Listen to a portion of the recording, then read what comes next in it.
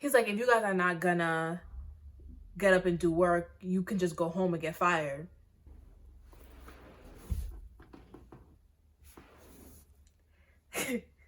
And then we call back to the office. It's like, oh, did you say it was at this building? Like, yeah, they're supposed to be outside. Then some of the kids be like, oh, my friend just let me in.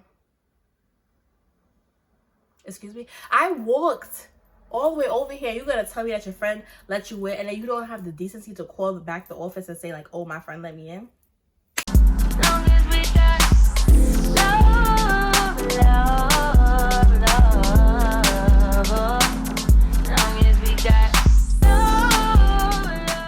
Hey y'all, welcome back to my channel. For this video today, I have a story time for you guys. I wrote a list of all the things that I have to talk about because I need to make sure like I get everything. I definitely have more story times to tell you all, but I just have to think about which ones like I want to say inappropriate. I think this is a safe one to talk about. You know, it's like one of like a bad job you had.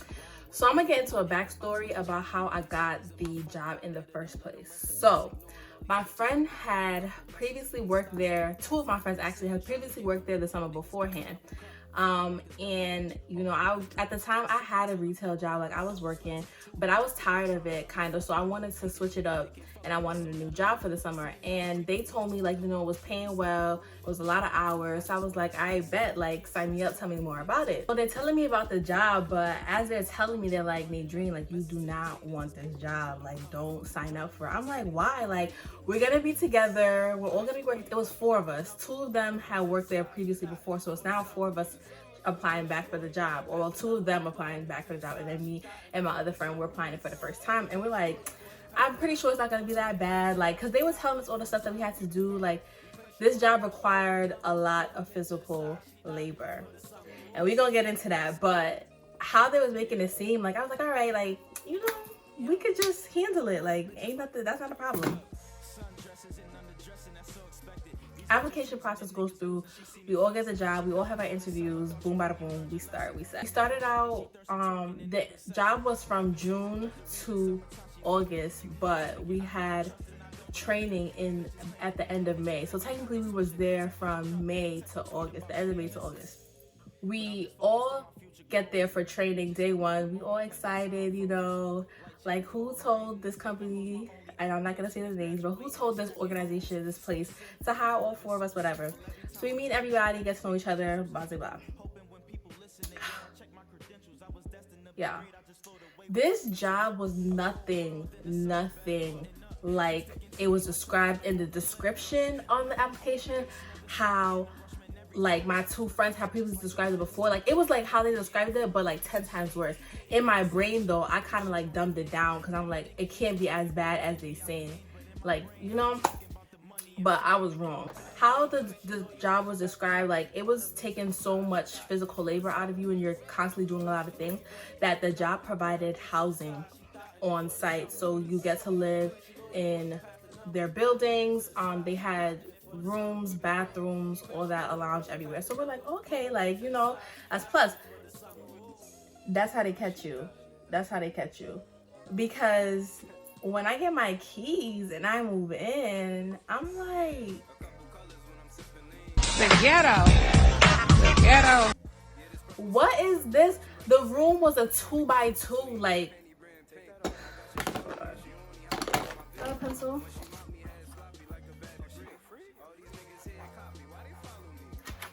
Y'all see that? A 2x2. It was literally like a 2x2. It was so small. You open the door is banging against the dresser behind the door, and then the bed is like literally 2 feet away, and then the desk is right here in the corner. It was like a mess. So I'm like, you expect me to live in here? And y'all, there was no AC, no fan, no nothing, and it's the summertime. And it's crazy because my 2 friends who had worked there previously, they were placed in the nicer buildings, the ones that had the bigger rooms, ACs. Their suite was basically like an upstairs, downstairs, so that was a plus too. Whole time, me and my other friend who just joined, we like in the projects, basically. The type of job it was that the company or organization that we worked for hosted a lot of different programs. It could be youth programs, it could be adult programs, it could be whatever type of programs. So we basically like are the housing for those programs that come to stay. So there was a lot of things that we had to do in preparation for those groups to come. And let me tell you, I felt like I was back in 1776, if you know what I'm saying. Like, it was literally that bad, to the point where like I've never felt so oppressed in my life. So before the housing groups came, we had to make sure that their rooms were ready for them to move in. So it consisted of us literally going in hundreds, when I tell y'all hundreds of rooms a day, counting the amount of furniture, taking pictures if there was damages on the walls. We had to report that all. We had to take pictures of the damages, and if we did take pictures of damages, when we came back to the office, we had to upload the pictures onto the computer and name every single file. What else do we have to do? And we did it in groups. So again, you're working with people that you just met for the first time. You don't know, you're still trying to get acquainted to each other, blah, blah, blah. And we had to do those inspections for rooms every day, literally every day. So combine the hot summer, we had to walk everywhere. It wasn't like the housing complexes were like in one central area. They were spread out throughout the city. And we had to walk every single where. And it wasn't like, oh, you know, we could use our cars, whatever we had. And we was dressed in khakis. Like, our uniform consisted of khaki bottoms, and then they gave us t-shirts with the company's name like embroidered on the back and on the front. We literally walk and do this everywhere. So we were carrying, while we were doing the suite inspections, we had to carry iPads with us to document the inventory of furniture and to take pictures. We also had to carry keys. Yeah, it would be big boxes of keys. Y'all know how heavy keys are? Keys are very heavy. Big boxes of keys for, again, hundreds of rooms, multiple buildings, and we had to unlock and lock every single room we went in. On average, for us to do a complete suite inspection for the day, it could take about 3 to 4 hours. And when you're doing it efficiently, like not taking breaks or nothing like that and not goofing off, like it took about 3 to 4 hours. So that's why like on top of suite inspections, we also had to do like classroom signage. So there was buildings that the programs would use to do their daily activities. So we had to go in all the classrooms and put up signs for those. And another thing that came as a customer service thing with these groups is that we were like the lockout service to them. How I describe this job, if I could honestly give y'all a description, I was an RA, a janitor, a mechanic, a firefighter, a hotel service worker, and a front desk administration specialist all in one. Like, I'm not even joking. Whenever these kids would get locked out, you know, we would have to walk to their building to unlock them. And you know, it's crazy because when the kids check in or the adults check in, we tell them, bring your key everywhere you go because the doors will lock behind you. Like, I would dead tell these kids, like, bring the key everywhere you go because the door will lock behind you. I'm not lying. If you lock yourself out, we're gonna have to walk all the way to where you are, and we're gonna have to unlock the room for you. These things just be going through one ear out the other because it was crazy. Like, there was this specific one group that always had lockouts. Like, the kids was always locking themselves out, and we had to walk all the time over to that area. And then sometimes when you go there, the kid's not there. We don't know where they turned. And then we call back to the office, like, oh, did you say it was at this building? Like, yeah, they're supposed to be outside. Then some of the kids be like, oh, my friend just let me in. Excuse me? I walked all the way over here. You gotta tell me that your friend let you in, and then you don't have the decency to call back the office and say, like, oh, my friend let me in? It was like, it was just annoying because it's like, I'm literally like slaving, walking everywhere to make sure y'all are good. Y'all are good. Another thing, we had to make beds. Make beds? Like, people, these programs were paying for us to make their beds for them. Like, y'all can't just put on the fitted sheet, the top sheet, and then the blanket and go on about your day. and I had to make beds. So, and again, like, it was a lot of buildings we were going through, so making beds also took like 4 hours out your day. When you with a group of people who, like, you know, don't like the job, or like is annoying, like it's a lot. Another thing we had to do was pillows and blankets. So like I said, we do make beds, or we provide bedding for the people that come, and we usually have drop dates where the company that supplies the pillows and blankets will come and bring a large shipment of the blankets and pillows, so we can either put them in the storage room or put them in the participants' bedrooms. When I tell you, it's like, I'm getting PTSD just thinking about the summertime, because ain't no way I really survived. Me and my 3 other friends really survived this summer. Like, we had assembly lines from the building to the truck on the road, passing saran wrapped pillows and blankets to and from the storage room to the truck, or the truck to the storage room. And it was big bins. We was walking around the city with big bins on wheels that had pillows and blankets in them to go put into these various buildings. Like, y'all couldn't even provide us a golf cart or something. Like, I swear, our supervisors did not like to see us resting for even a second. We would come back in the office, and then it's, oh, I have an assignment for you, I have a task for you, can you run here, can you go there, can you run da da da da da. How about no? How about no? Because I'm done.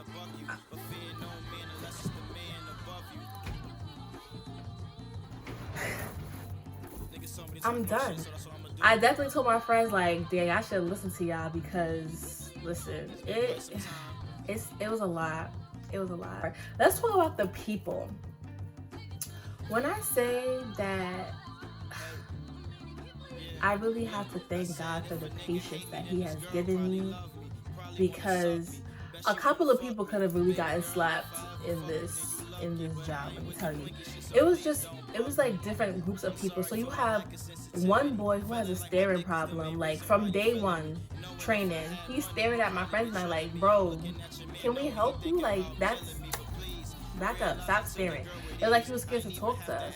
And then you have another guy who doesn't like to do anything, sits on his behind all the time, only offers to go to the first floor of all the buildings we have to do speed inspections in. But when it comes to pay week, he clocking in 60 hours for the week. 60. Especially if you're a guy and you are gonna have the ladies go all the way up to the however many floors, carrying either boxes of keys or pillows and blankets, and you with your big behind gonna stay on the first floor. Okay. Then you got the rude, low-key racist, wanna be a boss type of females who take charge, or the snitches that just And I had to address it because we had a group me chat, and I had to address it. I said, listen, if you don't sign the back of my checks, do not give me instructions. Because, like, y'all happen to be working at a job, and it's the co-workers who think that they are supervisors, that they, like, can tell you what to do. No, because last time I checked, we applied for the same job, we getting paid the same wage. So I don't need you telling me what to do, especially if I'm already on an assigned task from my actual supervisor. So I have to let them know, like, if you're not signing the back of my checks, please don't give me instructions, because, like, what you doing, bro? Don't get me wrong, like, there was moments where we had our fun times in the office or, like, outside. It's like with the right people.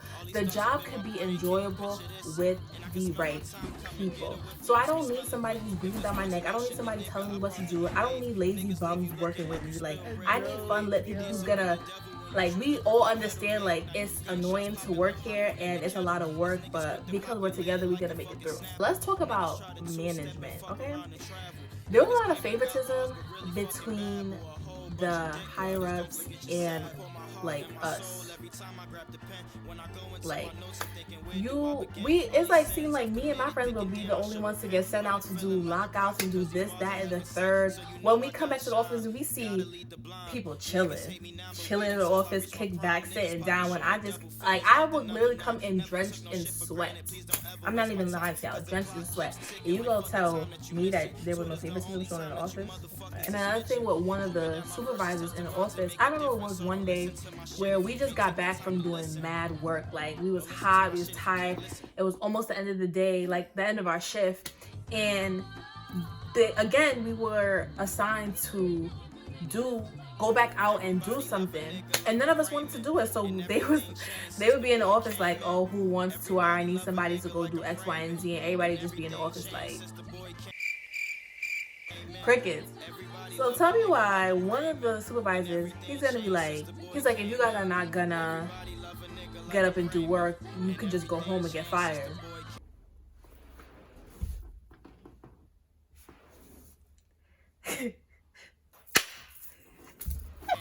Nah, but we were all like, whoa, like, relax now, like, you talking crazy. Like, they pretty much wasn't gonna fire us. Like, you need us. How you gonna, his little empty threats, like, please.